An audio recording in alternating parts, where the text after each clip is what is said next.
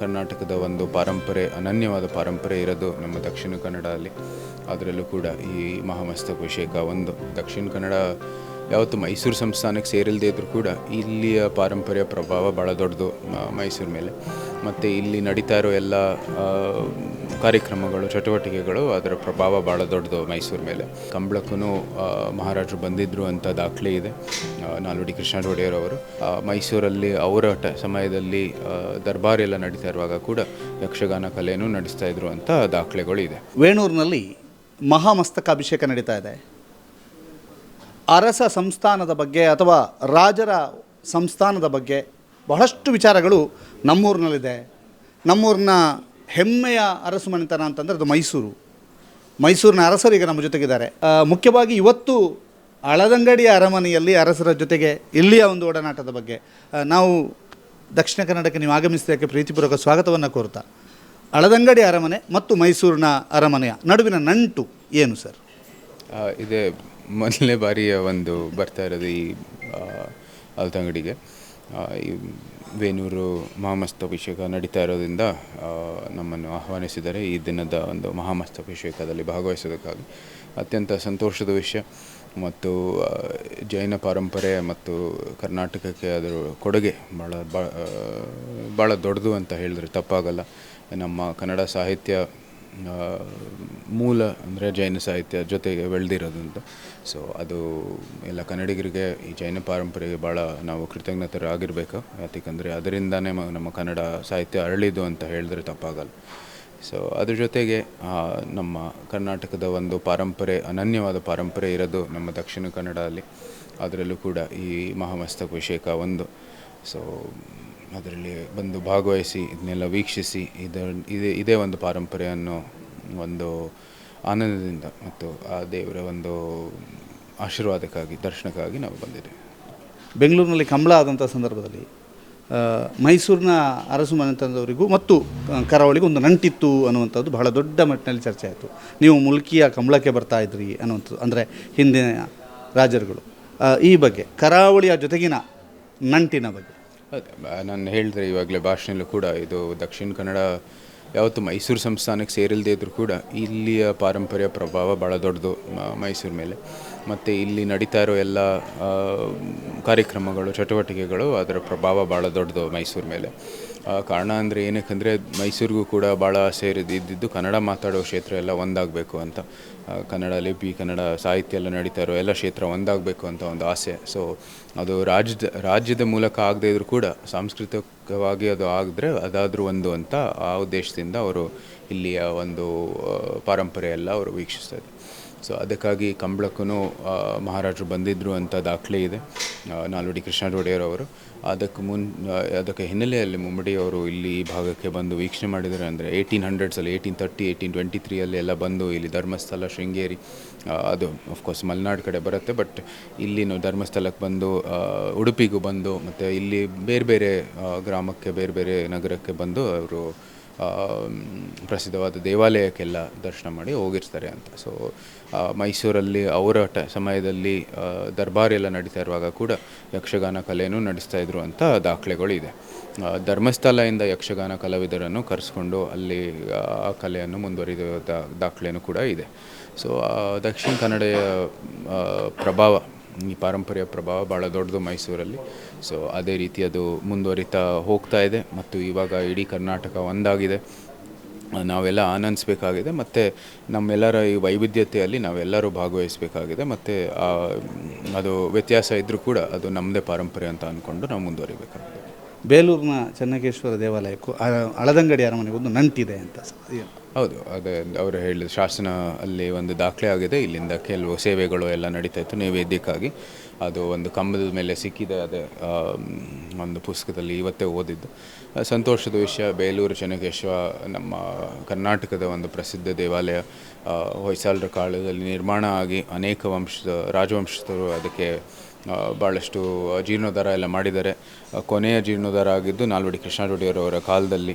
ಅವರು ಇದ್ದಿದ್ದ ದೇವಸ್ಥಾನ ಎಲ್ಲ ಅದು ಸಂಪೂರ್ಣವಾಗಿ ಜೀರ್ಣೋದ್ಧಾರ ಮಾಡಿ ಇವತ್ತಿನ ಮಾದರಿ ಒಂದು ನಿಜವಾಗ್ಲೂ ಆಧುನಿಕ ಕಾಲಕ್ಕೆ ಅದು ಸಂಪೂರ್ಣವಾಗಿ ಜೀರ್ಣೋದ್ಧಾರ ಮಾಡಿದ್ದಾರೆ ನಾಲ್ವಡಿಯವರು. ಸೊ ಅದಕ್ಕಾಗಿ ಅದರ ಆ ದೇವಸ್ಥಾನದಲ್ಲಿ ಅಲ್ತಂಗಡಿದು ಕೂಡ ಒಂದು ಕೊಡುಗೆ ಇದೆ ಅಂತ ಕೇಳಿ ಭಾಳ ಸಂತೋಷ.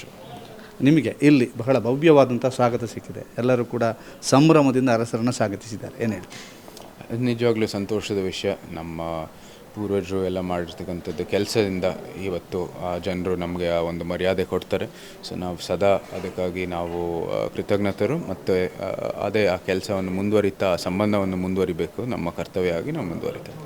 ವೆದರ್ ಬಗ್ಗೆ ಏನು ಹೇಳ್ತೀರಿ? ಮೈಸೂರಿಗೂ ಕರಾವಳಿಗೂ ನಂಗೆ ಇವತ್ತಾದರೂ ಒಂದೇ ಥರ ಅನಿಸ್ತಾ ಇದೆ. ನಮ್ಮ ಮೈಸೂರು ಏನು ಕಮ್ಮಿ ಇಲ್ಲ, ಅಲ್ಲೂ ಶೆಕೆನೂ ಕೂಡ. ಸೊ ಅದೇನು ನನಗೆ ಅನಿಸ್ತಾ ಇರೋದು ಇದೇ ಥರ ಮೈಸೂರು ಕೂಡ ಇದೇ ಥರ ಇದೆ ಅಂತ. ಇಲ್ಲಿ ಬಹುಶಃ ಒಂದು ಹ್ಯುಮಿಡಿಟಿ ಜಾಸ್ತಿ ಇರ್ಬೋದು, ಬಟ್ ಅದು ಬಿಟ್ಟರೆ ಒಂದೇ ಥರ ಅನಿಸ್ತಾ ಇದೆ ನನಗೆ.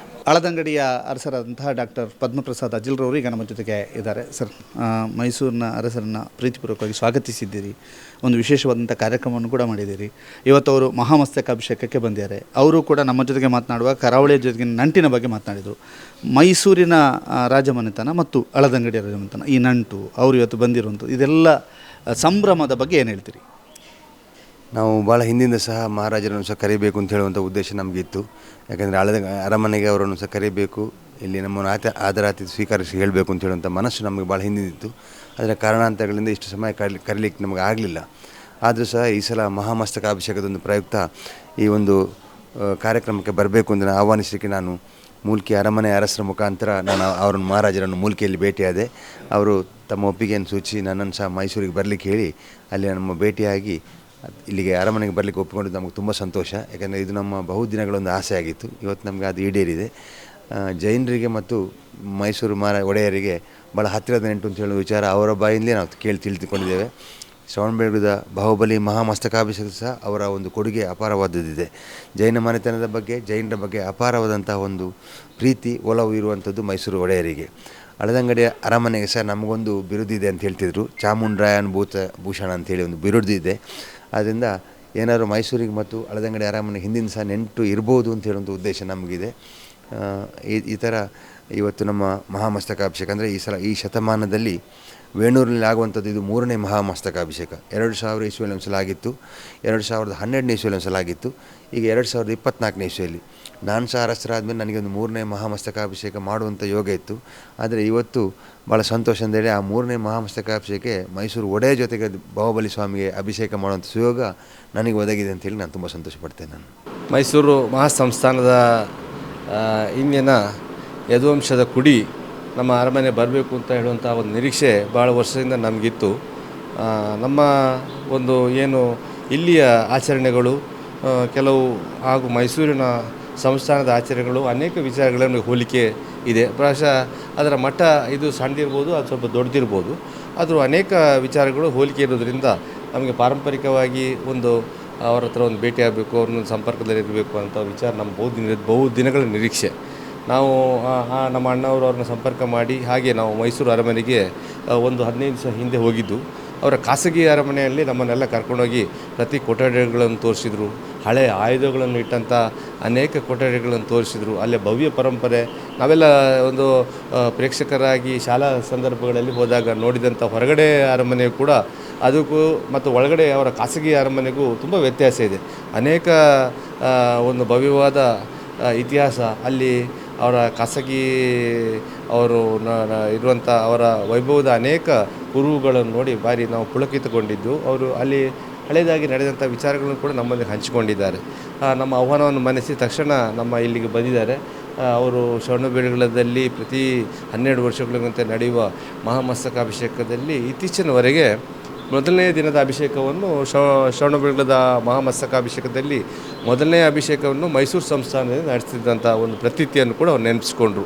ಇವಾಗ ಏನು ವೇಣೂರಿನಲ್ಲಿ ಪ್ರತಿ 12 ವರ್ಷಕ್ಕೊಮ್ಮೆ ನಡೆಯುವ ಮಹಾಮಸ್ತಕಾಭಿಷೇಕದಲ್ಲಿ ಮೊದಲನೇ ದಿನ ನಮ್ಮ ಅಜಿರ ವಂಶದಿಂದ ಹೇಗೆ ನಡೀತದೋ ಅದೇ ರೀತಿ ಅಲ್ಲಿ ಪ್ರತಿ ಮಸ್ತಕಾಭಿಷೇಕದಲ್ಲಿ ಮೊದಲನೇ ದಿನವನ್ನು ಮೈಸೂರು ಸಂಸ್ಥಾನ ನಡೆಸ್ಕೊಂಡು ಬರಲಾಗ್ತಿದೆ ಅಂತ ಅವ್ರು ಹೇಳಿದರು.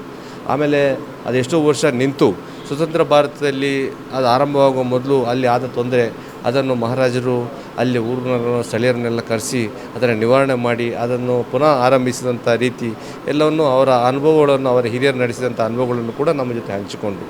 ಯದುವೀರ್ ದತ್ತ ಅವರು ನಿಮಗೆ ಗೊತ್ತಿದ್ದ ಹಾಗೆ ಅವರ ಒಂದು ಸರಳ ಸಜ್ಜನಿಕೆ ಹಾಗೂ ಅವರ ನಡತೆಯಿಂದ ಇವತ್ತು ಪ್ರಾಯಶಃ ಅತ್ಯಂತ ಜನಾನುರಾಗಿಗಳಾಗಿ ಸಾಂಸ್ಕೃತಿಕ ರಾಜಧಾನಿಯಲ್ಲಿ ಅರಮನೆ ಪರಂಪರೆಯನ್ನು ನಡೆಸಿಕೊಂಡು ಹೋಗುತ್ತಿರುವುದು ಎಲ್ಲರಿಗೂ ಆದರ್ಶಪ್ರಾಯವಾಗಿದೆ. ನಮಗೆಲ್ಲರಿಗೂ ಸಂತೋಷ ಆಗಿದೆ ಅಂತ ಈ ಸಂದರ್ಭದಲ್ಲಿ ಹೇಳಲಿಕ್ಕೆ ಬಯಸ್ತೇನೆ. ಇವತ್ತು ರಾಜ್ಯದ ಜನತೆಗೆ ಅವರು KRS ಇರ್ಬೋದು, ಇನ್ನು ಅನೇಕ ಕೊಡುಗೆಗಳನ್ನು ಅವರ ಪರಂಪರೆಯಲ್ಲಿ ನೀಡಿ ಬಂದು ಇವತ್ತು ನಾವು ಯಾವಾಗಲೂ ಅಜರಾಮರವಾಗಿ ಉಳಿಯುವಂಥ ಒಂದು ಜನ ಮಾನಸದಲ್ಲಿ ಉಳಿಯುವಂಥ ಕೆಲಸಗಳನ್ನು ಶ್ರೇಷ್ಠ ಒಂದು ಪರಂಪರೆ ಮೈಸೂರು ಮಹಾಸಂಸ್ಥಾನದ್ದು.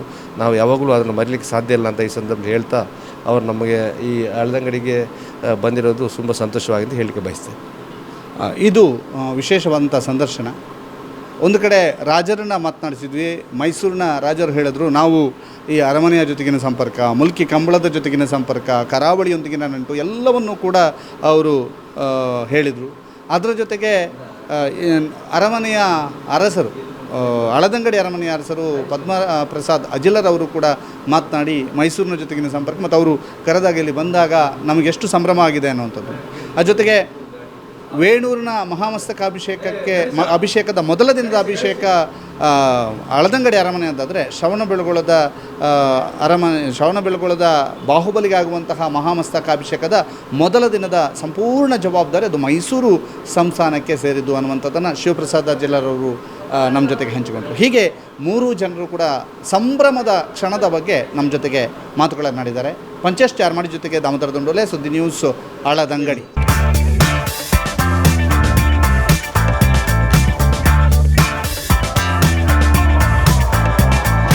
ಚೇತನಾಸ್ ಬ್ಯೂಟಿ ಲಾಂಜ್, ನಿಮ್ಮೊಳಗಿನ ಸೌಂದರ್ಯದ ಅನಾವರಣದ ತಾಣ. Aesthetic spa, makeup, hair styling, salon, ಹೀಗೆ ಎಲ್ಲ ಸೌಂದರ್ಯವರ್ಧಕ ಸೇವೆಗಳು ಒಂದೇ ಸೂರಿನಡಿ. ಚೇತನಾಸ್ ಎಜುಕೇಶನಲ್ ಫೌಂಡೇಶನ್ ಮೂಲಕ ವೈವಿಧ್ಯಮಯ ಬ್ಯೂಟಿ ಕೋರ್ಸ್ಗಳು. ಮೇಕಪ್ ಆರ್ಟಿಸ್ಟ್ ಆಗಬೇಕೆಂಬ ಕನಸಿರುವವರಿಗೆ ಅತ್ಯುತ್ತಮ ಅವಕಾಶ. 2 ದಿನಗಳಿಂದ ಆರಂಭಿಸಿ 6 ತಿಂಗಳವರೆಗಿನ ವೈವಿಧ್ಯಮಯ ಬ್ಯೂಟಿ, ಮೇಕಪ್ ಕೋರ್ಸ್ಗಳು. ಅಂತಾರಾಷ್ಟ್ರೀಯ ಮಟ್ಟದಲ್ಲಿ ಸೌಂದರ್ಯವರ್ಧಕ ತರಬೇತಿ ಪಡೆದಿರುವ ಚೇತನಾ ಎಸ್ ಅವರಿಂದ ನುರಿತ ತರಬೇತಿ.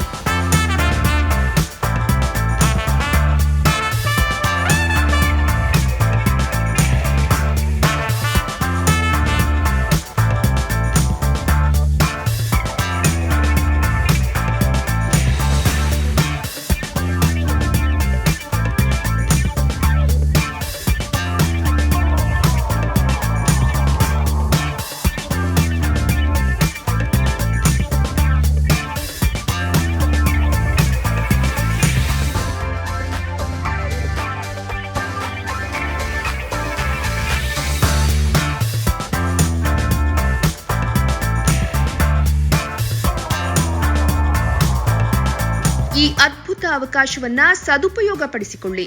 ಚೇತನಾಸ್ ಬ್ಯೂಟಿ ಲಾಂಜ್, 3ನೇ ಮಹಡಿ, Kankanadi gate building, Kankanadi bypass ರಸ್ತೆ, ಮಂಗಳೂರು 575002. ಮೊಬೈಲ್ ಸಂಖ್ಯೆ 9845292411, 9108583714, 8904173914. Email chetanabeautystudio@gmail.com. Web www.cblaunch.com.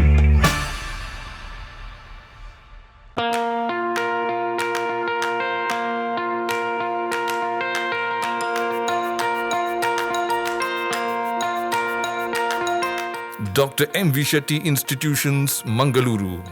Empowering dreams and achieving greatness since 1985.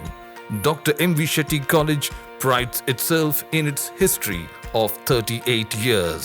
It undertook path-breaking initiatives in Indian higher education with the introduction of innovative and modern curricula, insistence on academic discipline, imparting of holistic education, and adoption of global higher education practices with the support of creative and dedicated staff. First private college in Karnataka offering diverse healthcare programs, offers you multiple of courses.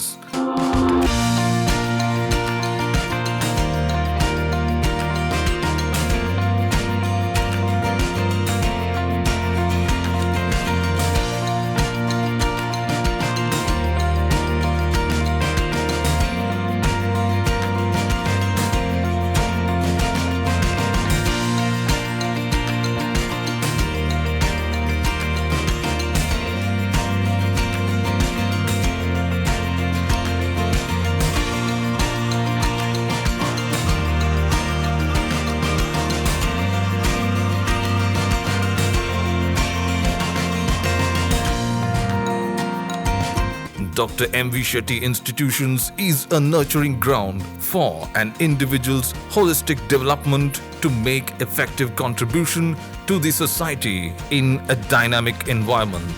Dr. M.V. Shetty Institutions, Kavu Road, Vidyanagar, Mangaluru, Karnataka 575013. Contact 0824 248 1048, 0824 248 1096. Website www.mvshettycolleges.edu.in.